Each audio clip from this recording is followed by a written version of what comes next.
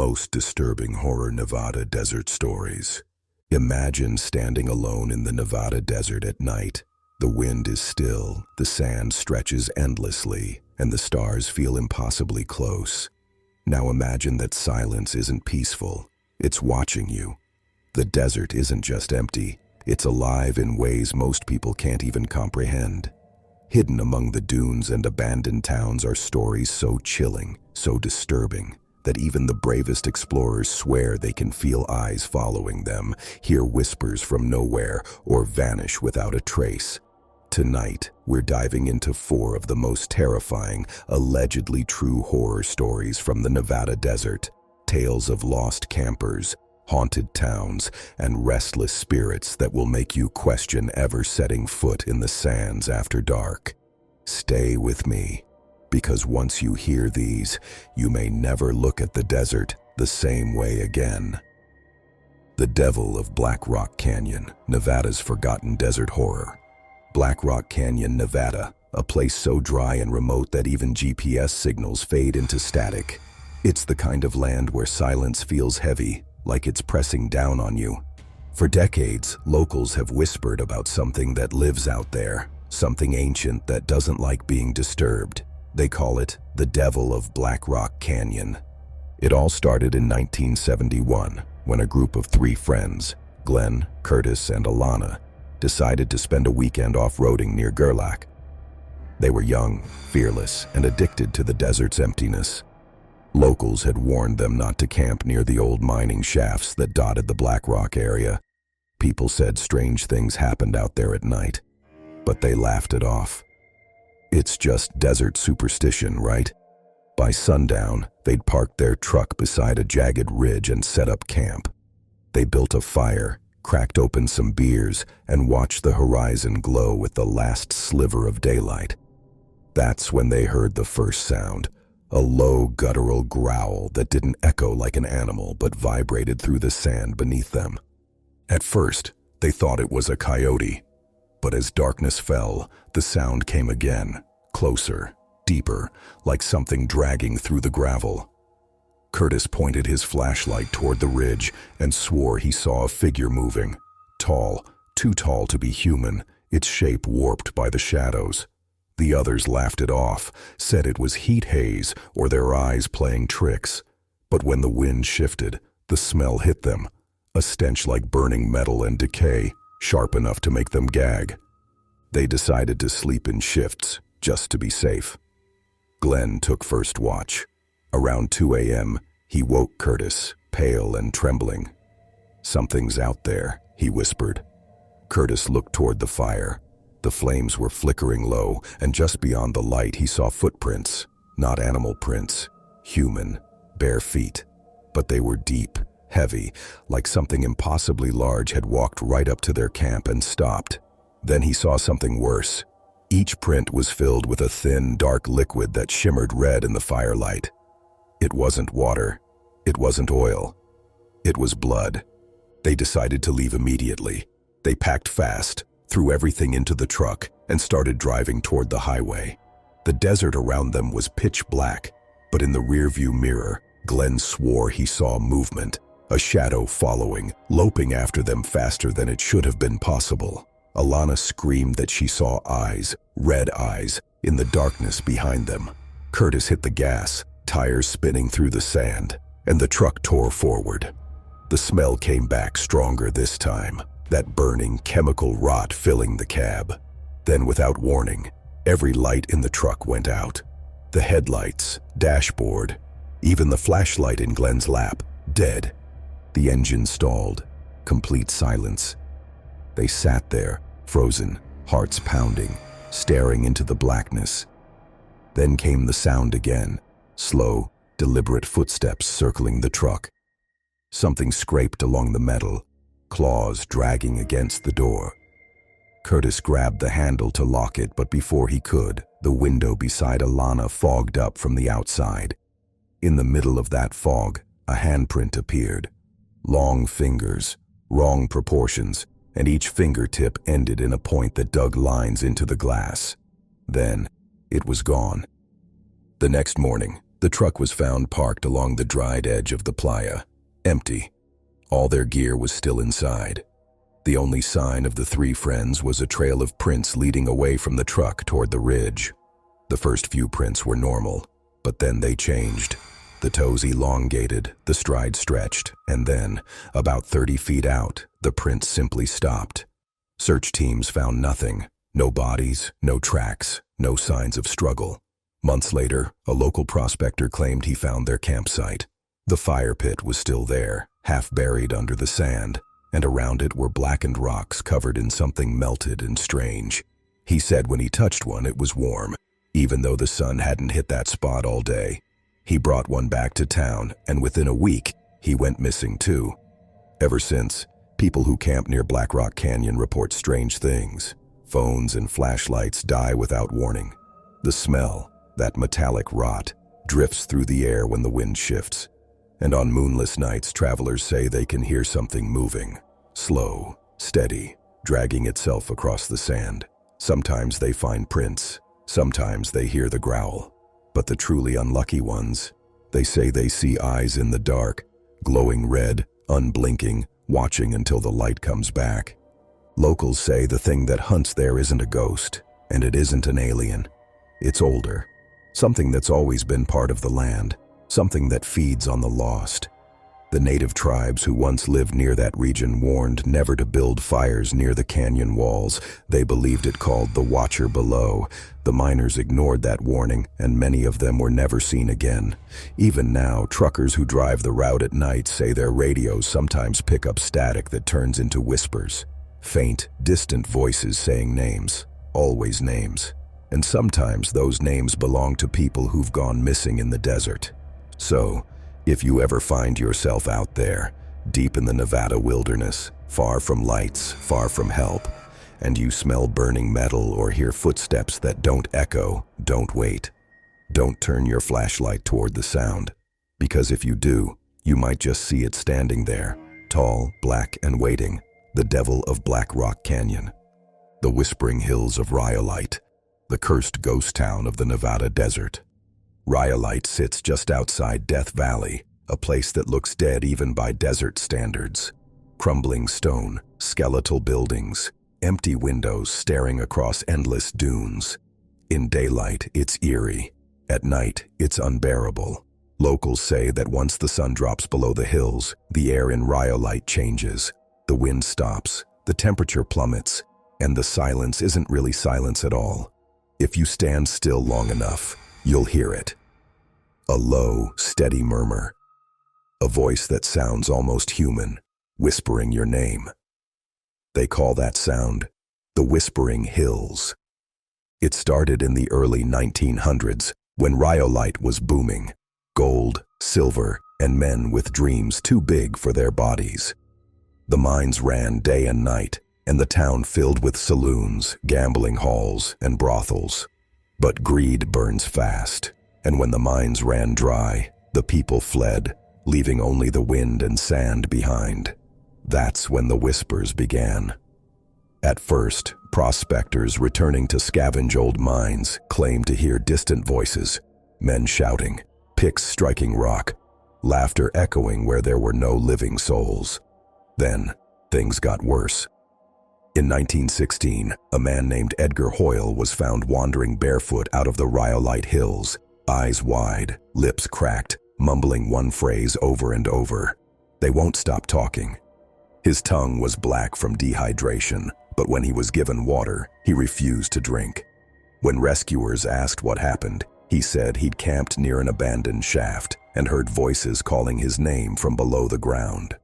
When he leaned in to listen, the sand beneath him shifted, like something was moving underneath, and the whispers rose to a scream. He ran for hours, but the voices followed him, echoing from the hills around him until dawn. He died 2 days later in a fever, his hands still clutching sand so tightly his fingernails split. After that, no one stayed overnight in Rhyolite. But time has a way of erasing fear, and by the 1960s, ghost hunters and thrill seekers started returning. A small film crew once tried to shoot a low-budget horror movie there. They lasted 2 nights. Their audio captured something they didn't hear while filming. A faint, constant whisper in the background of every scene, repeating the same unintelligible words. When one of the sound technicians amplified it, he swore he heard his own name spoken clearly, 3 times. He quit the project and refused to ever talk about it again. More recent visitors tell stories that follow a pattern. It always begins with the wind dying. The desert becomes too quiet, like the world is holding its breath. Then, the whispers begin. Some hear laughter, others crying, and a few say they hear the clinking of old mining tools deep underground. The strangest part? The whispers always seem to come from different directions, circling whoever's listening. If you follow them, they lead you uphill toward the collapsed mine shafts. And there, at the entrance, it feels like the earth itself is breathing. A slow exhale that smells like iron and rot. Park rangers who patrol the area have their own stories. One swore that during a night sweep he saw light flickering from one of the long sealed mine openings, as if lanterns were burning inside. When he approached, the light vanished, but the ground trembled under his boots, and he heard voices below, dozens of them, whispering in unison. He said it sounded like they were begging. Another ranger found something even stranger, a set of footprints in the dust leading out of a collapsed mine. They were barefoot, fresh, and trailed off halfway across the plain before disappearing entirely. Local legend claims that when the mines caved in, they trapped dozens of workers alive. Some say those men died screaming in the dark. Others believe they didn't die at all, that the desert took them, reshaped them, and now they roam beneath the sand, whispering to anyone who dares to come close enough to listen. The old-timers in Beatty say the whispers are the miners' way of calling for help, but others think it's bait, that the voices mimic the sound of people you know, friends, loved ones, trying to lure you toward the mines. Every year a few people still go missing around Rhyolite. Most are found dehydrated or disoriented miles away. But sometimes, search teams find their gear, tents, cameras, vehicles, but never the people. The only clue left behind is in the sand, faint, winding paths that lead toward the hills and end abruptly at the mouth of an old shaft. If you ever visit Rhyolite, locals will tell you one rule: leave before sunset. Because when the sun disappears, so do the boundaries between the living and the lost. The whispers rise, the hills breathe, and the ground seems to shift just a little closer to you. And if you ever hear someone call your name out there, especially if it's a voice you recognize, don't answer. They say the whispering hills of Rhyolite don't just echo the past, they collect it, one voice at a time. The Tormented Woman of Groom Lake, Nevada's desert apparition. Deep in the Nevada desert, near the infamous Groom Lake and the restricted borders of Area 51, there's a story few dare speak aloud.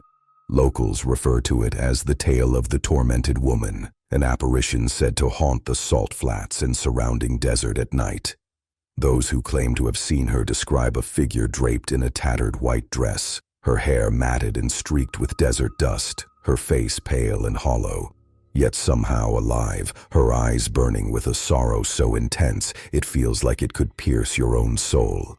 She doesn't walk like a normal person. Instead, she glides just above the ground, leaving no footprints, her presence announced only by a sudden drop in temperature and a faint, sorrowful wailing that carries for miles across the desert. The legend originates from the early 1960s, when a young woman named Lila reportedly worked as a secretary at one of the government facilities near Groom Lake. She was ambitious and intelligent, but suffered under the oppressive secrecy surrounding the experimental programs in the area. One night, according to whispered accounts, she discovered something horrifying: a series of experiments on human subjects conducted in secret underground bunkers. The details of what she found are unknown, but what followed was certain. Lila vanished without a trace. Some say she tried to flee the area, that the security forces caught her before she could escape the perimeter. Others claim she never left the desert at all. Years later, military personnel patrolling the outskirts of Groom Lake began reporting strange encounters.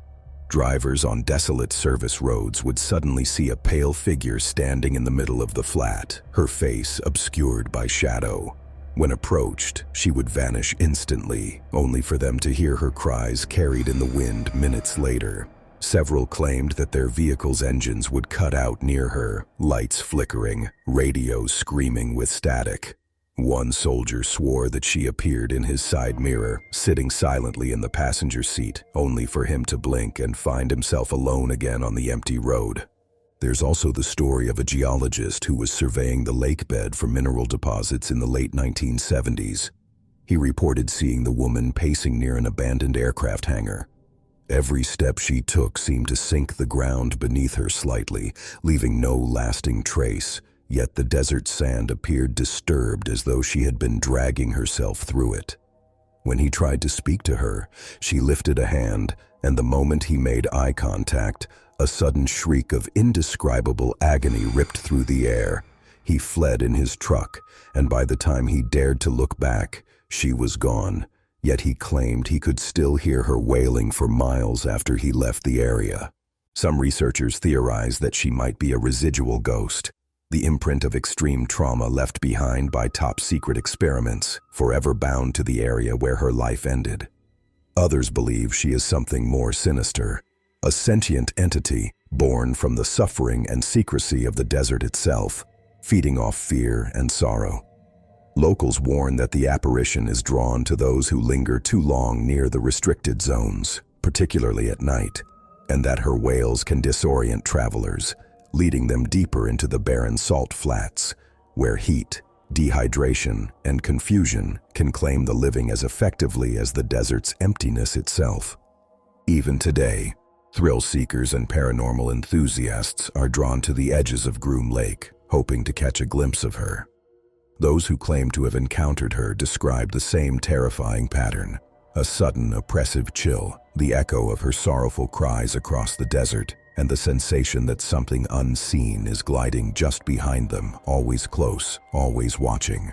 Some have disappeared entirely, leaving only reports of their panicked radio calls or the occasional abandoned vehicle on the salt flats, eerily empty except for faint, fleeting footprints that vanish into nothing.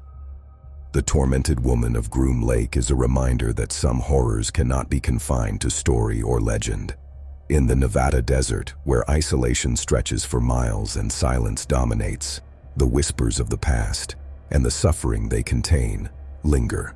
When night falls, the wind carries them across the salt flats, and if you're unfortunate enough to hear them, you might realize too late that she's still searching, still mourning, still dragging the living closer to the desert's cold, unending embrace. The vanishing campers of Pahrump Valley, Nevada's desert nightmare. Pahrump Valley in southern Nevada is known for its stark, sprawling desert and endless heat waves during the day, but after sunset, it transforms into something far more sinister. Locals whisper about travelers who set up camp in the valley, never to be seen again. They call them the vanishing campers, and the stories go back decades. These aren't simple disappearances. They're events so chilling that those who find the campsites afterward often feel the presence of something watching, waiting, and, most disturbingly, feeding on the fear of the living. It began in the late 1980s when a group of college friends decided to escape the city and spend a weekend under the stars. They parked near an old dry lake, set up tents, and enjoyed their night with campfires and laughter. As darkness fell, a strange fog began rolling in from the horizon. At first, it seemed harmless, just a desert mist settling among the rocks, but soon it thickened unnaturally, swirling in patterns that almost seemed alive. One of the friends, Jeremy, noticed movement within the fog. Shadows twisted and flickered like dancing figures, but they moved too smoothly, too deliberately to be natural. He called out, but his voice was swallowed by the oppressive silence that had suddenly settled over the valley. By midnight, things escalated. The friends reported hearing low, inhuman whispers that didn't echo. They just seemed to come from inside their own heads.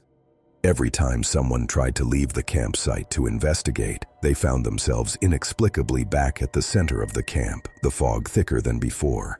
Tents that had been standing upright were now slashed open, ropes frayed, and their supplies scattered. The air was filled with a faint, acrid smell, like burnt hair and metal. Panic set in, and they tried to drive out, but their vehicle engines wouldn't start, lights refused to turn on, and their radios emitted only static interspersed with faint laughter. At around 2 a.m., one friend, Lisa, vanished. Her scream echoed briefly through the fog before cutting off entirely. The others searched frantically, but there was no sign of her. No footprints, no torn clothing, nothing.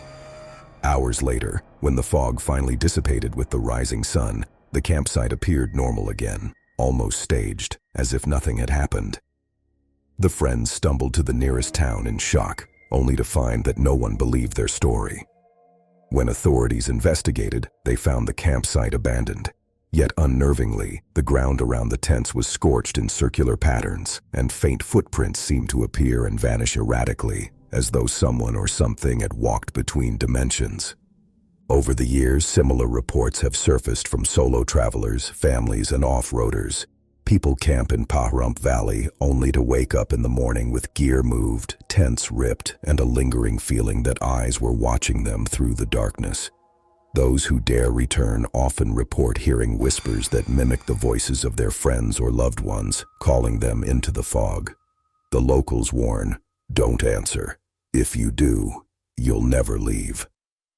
Some claim the entity responsible is not a spirit in the traditional sense, but something older, something that hunts the isolated desert by distorting perception, trapping its prey in a liminal space where the desert itself seems alive and the fog is a predator. One chilling detail persists in almost every account. Those who vanish are sometimes found years later, miles away, wandering the desert in a daze, unable to speak, their eyes hollow and empty. Some never return, leaving behind only traces of fear and the echoing fog that rolls silently over Pahrump Valley, waiting for the next campers who dare to stay after nightfall. This valley is more than just a harsh desert. It is a place where isolation, fear, and something utterly unknowable collide, and the stories of the vanishing campers remind everyone that in Nevada's deserts, the landscape itself can become a trap, one that doesn't release its victims lightly. If you enjoyed hearing these chilling tales, make sure to like and subscribe, and join us as we explore even darker, stranger, and more terrifying corners of the world. Who knows what you might encounter next?